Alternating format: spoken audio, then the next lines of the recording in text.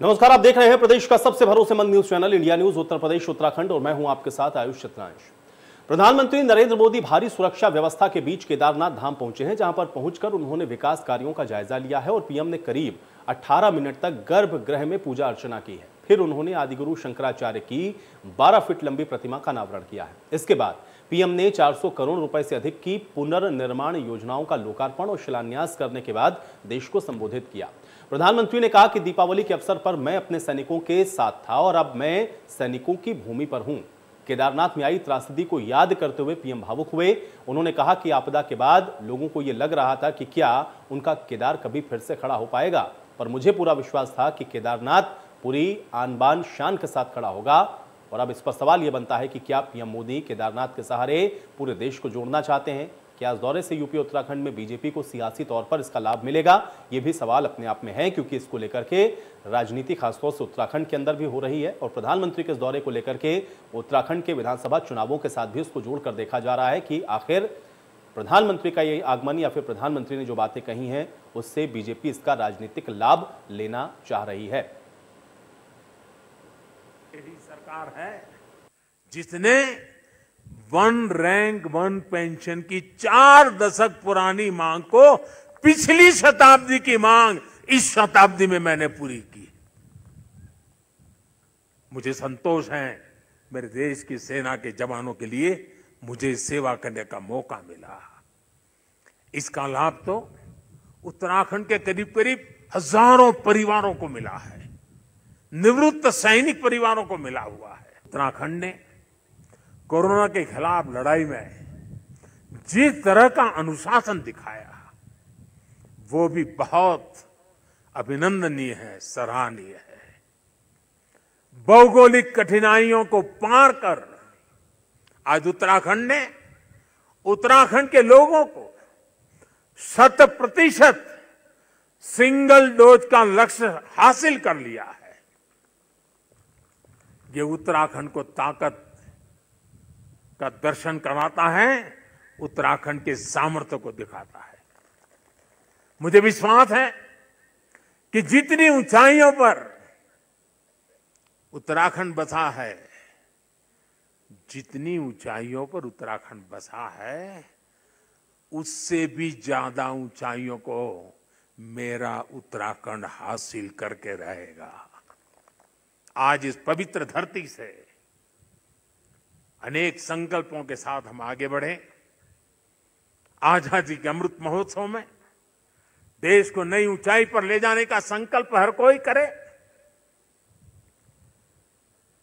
दिवाली के बाद एक नया उमंग, नया प्रकाश, नई ऊर्जा हमें नया करने की ताकत दें। सिर्फ समय नहीं, समय की सीमा भी हम निर्धारित करते हैं। तो कुछ लोग कहते हैं कि इतने कम समय में ये सब कैसे होगा। कभी कभी लोग ये भी कहते हैं अरे यार होगा भी कि नहीं होगा। और तब मेरे भीतर से एक ही आवाज आती है, 130 करोड़ देशवासियों की आवाज मुझे सुनाई देती है और मेरे मुंह से यही निकलता है, एक ही बात निकलती है, समय के दायरे में बंधकर भयभीत होना अब भारत को मंजूर नहीं है। के संबोधन को आपने सुना। केदारनाथ धाम पहुंचे हैं, लेकिन कब कब प्रधानमंत्री पहुंचे हैं ये हम आपको लगातार बता रहे हैं। देखिए, आप नीचे भी पढ़ रहे होंगे, 3 मई 2017 को प्रधानमंत्री पहली बार पहुंचे थे। 20 अक्टूबर 2017 को 700 करोड़ की परियोजनाओं का शिलान्यास प्रधानमंत्री ने किया। फिर 7 नवंबर 2018 को केदारनाथ धाम के पुनर्निर्माण कार्यों का अवलोकन प्रधानमंत्री ने किया। फिर 18 मई 2019 को प्रधानमंत्री मोदी ने धाम के दर्शन किए हैं। गुफा के अंदर 17 घंटे तक प्रधानमंत्री ने ध्यान लगाया। 5 नवंबर 2021 को भी प्रधानमंत्री पहुंचे।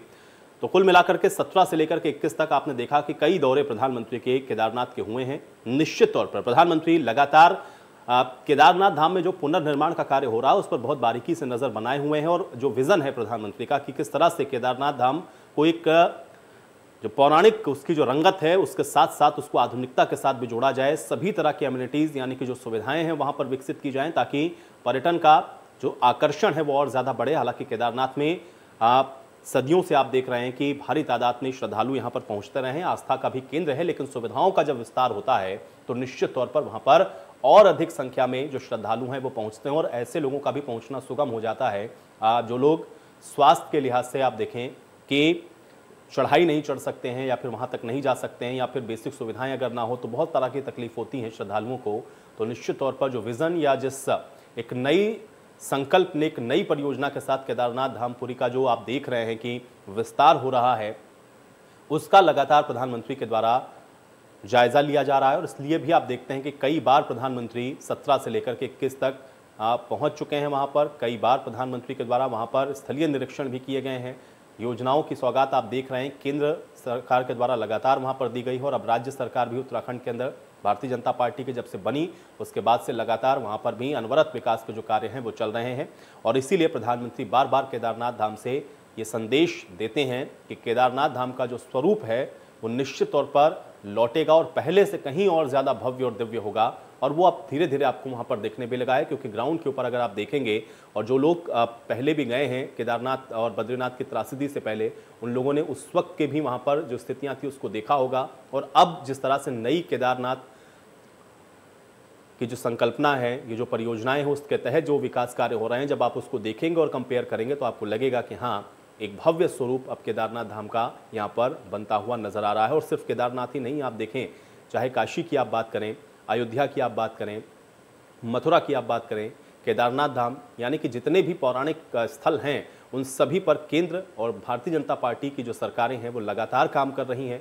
और इसलिए आप देख रहे हैं कि इस तरह के जो भी तीर्थ स्थल हैं उन सब पर दिन रात वहाँ के जो विकास कार्य हैं उस पर ध्यान दिया जा रहा है। प्रधानमंत्री तो केदारनाथ पर भी विशेष नज़र रख रहे हैं, साथ ही साथ अगर आप काशी को देखेंगे तो प्रधानमंत्री का ये संसदीय क्षेत्र है और वहाँ पर भी जिस तरह से काशी विश्वनाथ कॉरिडोर का निर्माण हो रहा है वो भी अपने आप में बेहद प्रशंसनीय है, क्योंकि स्थानीय लोग लगातार इस बात को कह रहे हैं कि जिस तरह से काशी का विकास हो रहा है उससे निश्चित तौर पर काशी का जो स्वरूप है वो भी बदल रहा है और साथ ही साथ रोजी रोजगार भी जिनके जुड़े हुए हैं उसके साथ उसमें और बढ़ोतरी होती हुई दिख रही है। तो कुल मिलाकर के अब पहाड़ से लेकर मैदान तक आप देख रहे हैं कि प्रधानमंत्री या फिर भारतीय जनता पार्टी की जहां सरकारें हैं वो लगातार इन विषयों पर काम कर रही हैं। और आज इसी पर हम लोग चर्चा करते हैं। एक मेहमान मेरे साथ फिलहाल अभी जुड़े हुए हैं, उनके साथ हम इस चर्चा को थोड़ा और आगे बढ़ाते हैं। योगी धनंजय महाराज जी हमारे साथ जुड़ रहे हैं, धर्मगुरु हैं। योगी धनंजय महाराज जी, बहुत स्वागत है आपका इस चर्चा में। योगी धनंजय महाराज जी, किस तरह से आप इसको देखते हैं? तो जो इस समय प्रधानमंत्री का आगमन हुआ केदारनाथ धाम में जाने का, हालांकि 2017 से हम लोग देख रहे हैं कि प्रधानमंत्री बार बार वहां पर जाते हैं, लेकिन प्रधानमंत्री के तौर पर वहां पर उनकी मौजूदगी और इसके अलावा जो बातें प्रधानमंत्री वहां से कह रहे हैं केदारनाथ धाम को लेकर के, उसको आप किस तरह से देखते हैं? आपका एक रिएक्शन चाहूंगा मैं इस पर।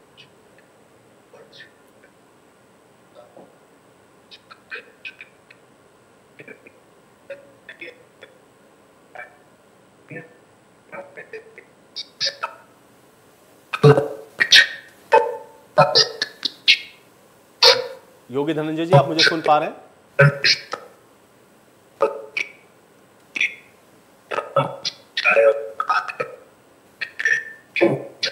चलिए, कुछ तकनीकी समस्या है, योगी धनंजय जी की ऑडियो मुझ तक स्पष्ट नहीं पहुंच रही है। अमित पांडे जी भी इस बीच हमारे साथ जुड़ चुके हैं, वरिष्ठ पत्रकार हैं। अमित पांडे जी, आपका भी बहुत स्वागत है इस चर्चा में।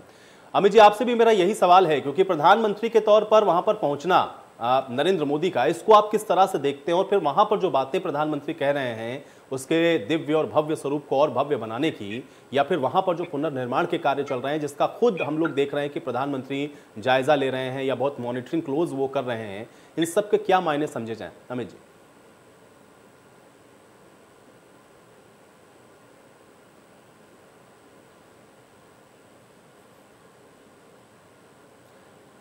अमित जी, आप मुझे सुन पा रहे हैं? हाँ प्रभु, हरिओम। जी जी, हमसे बात कर रहे हैं? अमित जी से मेरा सवाल है। योगी जी, मैं आपके पास आता हूं अभी। अमित जी, एक बार अपना ऑडियो अनम्यूट कर लें आप।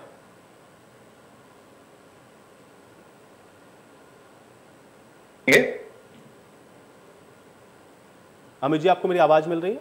बिल्कुल आवाज मिल रही है। आप एक बार सवाल दोबारा पुनः जी जी। अमित जी, मेरा सवाल यही है कि प्रधानमंत्री का पहुंचना केदारनाथ 2017 से लेकर के 2021 तक, लगातार कई दौरों को हम लोगों ने देखा। जो बातें प्रधानमंत्री केदारनाथ पहुंचकर कहते हैं उसके क्या मायने समझे जाए, आप उसको किस तरह से देखते हैं प्रधानमंत्री के इस दौरे को? आपका एक रिएक्शन चाहूंगा। प्रदेश के सभी लोगों को पहले तो दीपावली और गोवर्धन पूजा की हार्दिक शुभकामनाएं। देखिए, प्रधानमंत्री जी अपने वक्तव्य से कुछ न कुछ जो मैसेज देते हैं वो बड़ा ही मार्मिक होता है। धार्मिक दृष्टिकोण से देखा जाए, चाहे वो विकास के दृष्टिकोण से देखा जाए, चाहे पर्यटन के दृष्टिकोण से देखा जाए, भारतीय संस्कृति के दृष्टिकोण से देखा जाए, हर चीज का उनकी बातों में एक बहुत ही जबरदस्त मैसेज होता है। और उत्तराखंड के विषय में उनकी पहले से जो आस्था वो बताते भी रहे हैं और दिखाते भी रहे हैं। आप देखेंगे जब 2013 में जब ये आपदा आई थी, उनकी किस तरीके से, वो प्रधानमंत्री नहीं थे, मुख्यमंत्री थे जी। और उस समय उन्होंने वहां बढ़ चढ़ करके जो है काम कराने में, लोगों को बुलाने में, आपदा प्रबंधन में अपना किस तरीके का रोल प्ले किया था। बहुत जबरदस्त तरीके से काम करने की उनकी आदत है। और इस तरीके से भारत की संस्कृति के लिए, भारत के गौरव के लिए, भारत जिस के लिए जाना जाता है, उसको आगे बढ़ाने में इससे बेहतर, इससे बढ़िया कोई कर नहीं सकता। मुझे लगता है कि प्रधानमंत्री जी बहुत ही बढ़िया तरीके से इस चीज का जो है ये वाला रोल उनका बहुत ही जबरदस्त है, जो भारत की संस्कृति से जुड़ा हुआ है। आप देखेंगे ये उनका 5वां दौरा था। इस बार के कार्यकाल का ये उनका पहला दौरा है। इससे पहले 4 बार वो और गए। आज जो आदि जगत गुरु शंकराचार्य जी की मूर्ति की स्थापना जो की है उन्होंने, वो कितना बड़ा महत्व रखता है। इस पूरे धाम को, चारों धाम की स्थापना करने में जो उनका रोल था, उसको किसी भी तरीके से उतना प्रचार प्रसार या चीजें जिस तरीके से होनी चाहिए थी, जो स्थान मिलना चाहिए था, नहीं मिल पा रहा था। लेकिन आज प्रधानमंत्री ने अपने वक्तव्य में इस बात को बताया, शंकर का महत्व, शंकर नाम का महत्व कितनी आसानी और कितनी सरलता से बताया। और आज के लोग, आज का जो युवा पीढ़ी है, मुझे लगता है वो भी बहुत ज्यादा ध्यान से सुनता है इन सारी बातों को, और कहीं ना कहीं अपनी संस्कृति से, अपने देश से, अपने समाज से जोड़ने का काम करने वाला वक्तव्य था उनका, और बहुत ही बढ़िया और बहुत ही अच्छा था। मैं इसको इस तरीके से देख रहा हूँ। योगी धनंजय महाराज जी, आपसे भी मेरा यह सवाल है, प्रधानमंत्री के इस दौरे को और 17 से लेकर के लगातार 21 तक बार बार उनका जाना केदारनाथ को लेकर के, या वहां के विकास कार्यों को लेकर के, या फिर आध्यात्मिक तौर पर भी जो बातें प्रधानमंत्री वहां पर कहते हैं, उसको आप कैसे देखते हैं? जय बाबा केदारनाथ। आहा नाथ मैं काह न पावा, मिटा दारुण दुख दारुण दावा। आज सुबह से जो दृश्य देखने को मिला, उससे पूरा हिंदू जनमानस, पूरा भारतीय संस्कृति आह्लादित है। आज तो एक चरम बिंदु था जिसको हम सब ने देखा एक सफलता के रूप में जब अनावरण हो रहा था। लेकिन निश्चित रूप से इसके पीछे एक सोची समझी नीति और बहुत ही सुंदर ढंग से प्रबंधन किया गया, जो 17 से अभी तक हम लोगों ने देखा, वो सारी चीजें प्रबंधन से ही जुड़ी रही। और नियमित प्रबंधन और योग्य संचालन के बल पे मोदी जी ने आज इसको सफल किया। बहुत ही मन प्रसन्न है। उन्होंने जिस तरह से सारे विषयों को रखा, वो हमारे सनातन संस्कृति के उस विचारधारा को स्पष्ट रूप से दर्शाता है, जहां हम धर्म को केवल धर्म नहीं, धर्म अर्थ काम मोक्ष के रूप में देखते हैं जी। धर्म से प्राप्त किया धर्म, धर्म से प्राप्त किया अर्थ, अर्थ से पाया हुआ सुख, और इन सब को प्राप्त करने के बाद जब ज्ञान होता है तब उससे प्राप्त हुआ मोक्ष। यही तो हमारे सनातन संस्कृति की परंपरा जी जी, जिसको बहुत ही अच्छे से राजऋषि के रूप में मोदी जी ने निभाया। इसके लिए बहुत बहुत साधुवाद। निश्चित रूप से उनके पूर्वजों ने कुछ ऐसा पुण्य किया होगा जो उनके वंश में इस तरह का एक धार्मिक नेतृत्व पैदा हुआ। और भारत में भी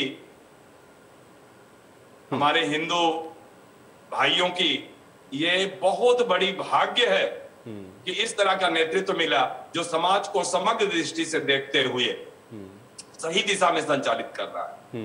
हमारा धर्म पहले से व्यवस्थित है जी।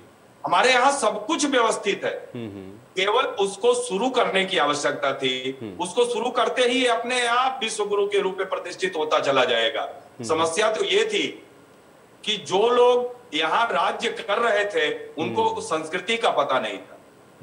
उन्होंने उसको आक्रांताओं की संस्कृति को अडॉप्ट करने की कोशिश किया।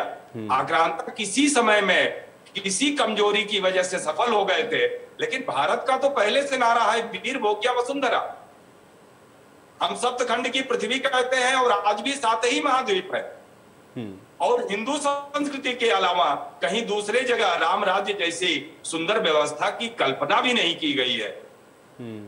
अगर हमने कल्पना भी की होगी तो ये भी तो हमारी उदात्त विचारधारा ही थी। दूसरी चीज, जब हम अपने पुराण और इतिहास को देखते हैं तो संस्कृति के बल पे चक्रवर्ती सम्राट केवल भारत में ही होते रहे हैं। दूसरे किसी संस्कृति में चक्रवर्ती सम्राट की कहीं कल्पना नहीं है। और आज मोदी जी ने अपने आचरण, अपने व्यवहार, अपनी योग्यता, अपने संस्कार और गूढ़ भक्ति के बल पे वो चक्रपति राजा की धीरे धीरे छवि को उजागर करते चले जा रहे हैं। आज वो दिन आ गए हैं जब 70-80 देश भारत की ओर आशा से देखने लगे हैं, उसकी संस्कृति के साथ जुड़ रहे हैं, उसके व्यवसाय के साथ जुड़ रहे हैं। और बहुत ही जल्द अगर इसी तरह से हमारे हिंदू जागरण होते रहे, हमारी पुरानी व्यवस्था लौटती रही, तो क्या 8% और 10% जीडीपी की बात की जाती है। हम तो 62% जीडीपी पे पहले ही थे। नहीं, ये बहुत बड़ी बात योगी जी आपने कही है और मुझे लगता है कि यही समझने की तो आवश्यकता है। अमित पांडे जी, जो बात अभी योगी धनंजय जी ने कही उसी को थोड़ा और आगे बढ़ाते हुए, हालांकि उन्होंने इशारे में कहा, लेकिन मैं आपसे एक वरिष्ठ पत्रकार होने के नाते इस पर आकलन जरूर चाहूंगा। क्या वजह रही? हालांकि लोग तो अभी भी कहते हैं, और अभी उत्तराखंड के हम लोग तमाम राजनेताओं के स्टेटमेंट भी सुन रहे थे, स्पेशली जो विपक्षी पार्टियां हैं, कि ये एक तरीके का वोट कन्विंस करने का ये एक माध्यम बना लिया है प्रधानमंत्री ने। उत्तराखंड में इलेक्शन है इसलिए प्रधानमंत्री वहां पर जा रहे हैं, इस तरह की तमाम बातें कहते हैं। लेकिन ये राजनेताओं से ये सवाल इससे पहले कभी क्यों नहीं हुआ कि इस विकास के बारे में, या फिर ये जो तमाम हमारे जो धार्मिक स्थल हैं इनके रखरखाव के बारे में, इनके पुराने स्वरूप को लौटाने के बारे में अगर कोई पार्टी सोचती तो उसमें क्या आपत्ति थी? इसको आप किस तरह से देखते हैं और इसके अलावा इससे जुड़ी हुई जो राजनीति है उसका आकलन आप कैसे करते हैं? अमित जी।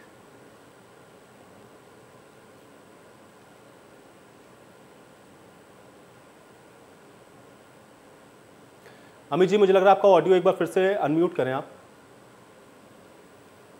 मैं कह रहा था कि जी, मोदी जी ने एक वक्तव्य दिया था, उनको समझना सभी के लिए। वो कहते हैं कि आप हमको समझिए, आप हम पे काम करिए, हमारे बारे में सोचिए, हमारे वक्तव्यों के बारे में सोचिए। एक वक्तव्य दिया था उन्होंने कि आपदा में अवसर। आप देख, आपकी वॉइस जी जी मैं सुन पा रहा हूं। देखेंगे कि जब भी कोई चीज, जैसे आज का दिन उन्होंने शंकराचार्य जी की जो मूर्ति थी उसके लिए चुना, कितना महत्वपूर्ण दिन है। वो संस्कृति से आज नहीं जुड़े हुए हैं, अपनी इस भारतीय परंपरा से आज नहीं जुड़े हुए हैं। शुरुआती दौर से विपक्ष को ये कह करके अपने आप को वो छोटा करता है जब उनका आकलन आदमी इस चुनाव से करता है। देखिए, वो धार्मिक व्यक्ति हैं, शुरू से हैं। आप इस बात पे पूरा देश गौरवान्वित होता रहा कि वो अमेरिका गए और नवरात्र के दिनों में उन्होंने 9 दिन व्रत रखा। वो इस वजह से नहीं किया कि चुनाव था, क्यों? आस्था है भारतीय परंपरा में, भारतीय संस्कृति में, भारतीयता में पूरी तरीके से रसे बसे, उसमें समाहित, उसमें पूरी तरीके से इन्वॉल्व। हमारे प्रधानमंत्री इन सारी चीजों को चुनाव से नहीं लेते, लेकिन कुछ ईश्वरीय कृपा है या कुछ इस तरीके के काम है कि जिसमें ईश्वर भी उनका सहयोग करता है। वो कहते भी हैं इन सारी चीजों को। आज के दिन उन्होंने किया, दिवाली का त्योहार था कल, आज वहां पहुंचे और पूरा मीडिया से लेकर के सारे लोगों ने उसको दिया, ध्यान दिया, देखा। उनकी पूजा अर्चना कोई आज की नहीं है, वो शुरू से करते चले आ रहे हैं। जब वो राजनीति के शिखर पे नहीं थे तब भी उनका भाव भगवान के प्रति उसी तरीके से समर्पित था, उसी तरीके से उनका भाव था जो आज दिखाता है। आप देखें, भारतीय संस्कृति में तमाम लोग ऊंचे पद पे पहुंचने के बाद किसी का पैर छूना या किसी का सम्मान करना या भगवान के आगे नतमस्तक होना, इसको आडंबर बताते थे, उसी बात को हमारे प्रधानमंत्री ने, इस देश के प्रधानमंत्री ने इस मुकाम पे पहुंचाया कि आज सारी विपक्षी पार्टियां किसी न किसी रूप में अपने आप को हिंदू समर्थक दिखाने के लिए मजबूर हुई हैं। हर विपक्ष का मंदिर जाने को मजबूर हुआ है। इसमें बहुत बड़ा रोल इस देश के प्रधानमंत्री का है। उन्होंने भारतीय संस्कृति को पुनर्जीवित करके जो मुकाम पहले था उसका, उस मुकाम पे लाने का एक प्रयास किया है। आज आप केदारनाथ की देखिए जो भव्यता है, जिस तरीके से वहां विनाश हुआ था, जिस तरीके से प्रलय आया था, उन्होंने उसकी क्या भव्यता दी है।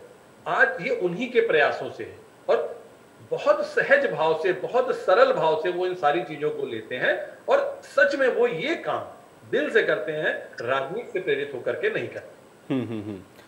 बिल्कुल। लेकिन योगी धनंजय जी, एक चीज और जानना चाहूंगा, सिर्फ केदारनाथ धाम ही हम क्यों देखें? काशी के अंदर हम लोग जो डेवलपमेंट देख रहे हैं वो भी प्रधानमंत्री का विजन है। आज प्रधानमंत्री वहां पर जब पहुंचते हैं तो उसके बाद वो अयोध्या की दीपावली का भी जिक्र करते हैं, दीपोत्सव का भी जिक्र करते हैं, काशी मथुरा का भी जिक्र इन सब के बीच में होता है। इस सब चीजों को आप किस तरह से देखते हैं? क्यों इन सारी चीजों को एक तरीके से हम लोग ये कह रहे हैं कि नजरअंदाज पॉलिटिकली तौर पर किया गया?